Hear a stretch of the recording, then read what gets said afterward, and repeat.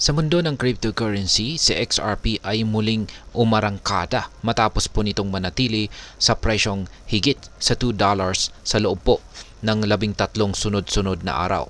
Ibig sabihin nito, malakas po ang suporta ng market sa kasalukuyang presyo ni XRP, kung saan ay hindi natin madalas makita sa nakaraang mga cycle nito. Ayon po sa isang kilalang analyst na si Dom, posibleng maabot ni XRP ang target na presyo na nasa pagitan po ng $5 hanggang $11 sa cycle na ito. Ang tanong, bakit malaki ang kumpiyansa or confidence ng mga investors kay XRP ngayon? At ano po ang ibig sabihin nito para sa atin bilang mga Pinoy crypto enthusiast? At ayan po ang siyang ating pag-uusapan sa video na ito. Pero bago po tayo magpatuloy, ay nais ko lamang po munang bigyang linaw ang aking disclaimer kung saan ang nilalaman po ng video na ito ay hindi po ito isang financial advice. For education and information purposes lamang po ang layunin nito. Ayan, umpisahan po natin sa kung ano po ang kaibahan ng kasalukuyang cycle sa nakaraan. Ayan, kung babalikan po natin ang 2017 hanggang 2018 na bull run, ay naitala po ni XRP ang 10 sunod-sunod na araw na presyong higit sa $2. Gayunpaman ay mabilis po itong bumagsak matapos maabot ang mataas na presyo. Sa cycle naman noong taong 2021, bagamat tumaas po ang presyo ni XRP, hindi po ito nagtagal sa itaas ng $2 na presyo. Yan, 0 daily closes ang naitala sa level na ito. Ngunit ngayon ay iba-iba po ang komento. Sa loob po ng 13 araw or 13 days, matagumpay po na na-maintain ni XRP ang presyong lampas $2 kahit pa nagkaroon ng temporary dips. Ang ganitong performance ay nagpapakita po ng mas matatag na market structure at mas mataas na buying confidence mula sa mga investors. Ipinapakita rin ito na mas handa ang market na suportahan ang presyo sa kasalukuyang levels. Ngayon ay bakit nga ba tumataas ang confidence or kumpiyansa ng mga buyers? Ayon po sa datos, ang sustained performance ni XRP sa presyong $2 pataas ay bunga po ng patuloy na demand mula sa mga buyers at saka investors. Hindi po tulad ng mabilis na pagtaas at pagbaba sa nakaraang cycles, ang kasalukuyang trend ay nagpapakita po ito ng mas organisado at matatag na movement. May mga positibong indikasyon na hindi po ito tulad ng bubble o biglaang pagtaas na nasundan ng matinding pagbagsak. Ang mga malalaking whale investors at retail traders ay tila naniniwala po sa kakayahan ni XRP na maabot ang mas mataas na resistance levels. Kaya patuloy po nilang iniipon ang kanilang XRP. Ngayon ay ano naman po ang sinasabi ng mga analyst tungkol sa presyo? Yan, si Dom. Isa po siyang kilalang crypto analyst, ay nagbigay po siya ng target price range para kay XRP na nasa pagitan po ng $5 hanggang $11. Bagamat hindi po ito tiyak, ang ganitong projection ay batay po sa technical analysis ng kasalukuyang price movement ni XRP. Ang bullish sentiment ay dulot din ng patuloy na pagtaas ng interest kay XRP tulad po ng makikita sa Google Trends na nagpapakita na tumataas na ang search volume para kay XRP. Ang ganito pong klase ng price projection ay hindi lamang po haka-haka.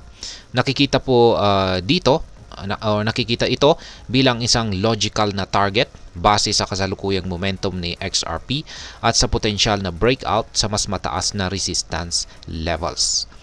Ngayon ay ano po ang posibleng mangyari kung makakaranas ng breakout sa resistance itong si XRP. Yan. Kung sakaling si XRP ay magtatapos ng isang daily candle sa presyong higit sa $2.51, ito ay maaaring mag-trigger ng mas mataas na pagtaas sa presyo, kung saan ay posibleng umabot sa $4.5 or higit pa. Ang momentum na ito ay pwede pong magtulak kay XRP papunta sa mas mataas na price target na $5 hanggang $11. Depende po sa demand at support ng market. Ngunit tulad po ng ibang cryptocurrencies, si XRP ay nananatiling volatile, kaya't hindi po natin maiiwasan ang mga temporary pullbacks o pagbaba sa presyo. Ngayon ay ano naman po ang maaring maging epekto nito para sa atin bilang mga Pinoy crypto traders or investors ni XRP. Ayan, ang ganitong balita ay nagbibigay po ito ng oportunidad para mag-strategize. Kaya kung ikaw po ay isang long-term holder, ang ganitong bullish sentiment ay maaari pong magbigay ng kumpiyansa na mag-hold pa ng mas matagal upang ma-maximize ang potential gains. Para naman sa mga short-term traders, ang kasalukuyang momentum ay maaari pong magbigay ng mga pagkakataon para sa swing trading, kung saan pwedeng kumita mula sa mga short-term price fluctuations. Gayunpaman, mahalagang mag-ingat at maglaan po ng oras para sa technical at market analysis, lalo na't volatile ang crypto market. Ang ganitong price action ay maaari pong magbigay ng inspirasyon sa iba pang mga Pinoy na pumasok sa crypto trading. Ngunit dapat po nating tandaan na ang ganitong investments ay may kasamang risk. Kaya't ugaliin po nating maglaan lamang ng pera na kaya nating mawala at alamin ang tamang oras para bumili at magbenta. Ngayon ay ano naman po ang aking masasabi tungkol dito? Ang kasalukuyang momentum ni XRP ay isang magandang indikasyon ng mas mature na crypto market, kung saan ang mga traders at investors ay mas maingat at mas strategic. Ang sustained na presyong higit sa $2 ay isang positibong senyales, ngunit hindi dapat baliwalain ang posibilidad ng volatility. Para sa mga Pinoy traders, ito po ay isang paalala na ang crypto trading ay hindi lamang po tungkol sa swerte, kundi tungkol po sa tamang diskarte, analysis at saka risk management. Sa kabuuan, si XRP po ay nagpakita ng lakas na hindi madalas makita sa mga nakaraang cycles. Kung ang momentum na ito ay magpapatuloy, ang presyong $5 to $11 na price target ay maaari pong maging realidad or makatotohanan. Ngunit gaya po ng lagi kong sinasabi, dito po sa mundo ng cryptocurrency, lagi po tayong maging maingat at magdesisyon po tayo ng may sapat na kaalaman. At ayan, hanggang dito na lamang po tayo sa video na ito mga ka-crypto. Sana po ay inyong nagustuhan ang aking paliwanag sa video na ito. Kung inyo po itong nagustuhan, pakiclick lamang po ang like button nito. Marami pong salamat sa panunood. Ingat po tayo lagi at God bless po sa ating lahat.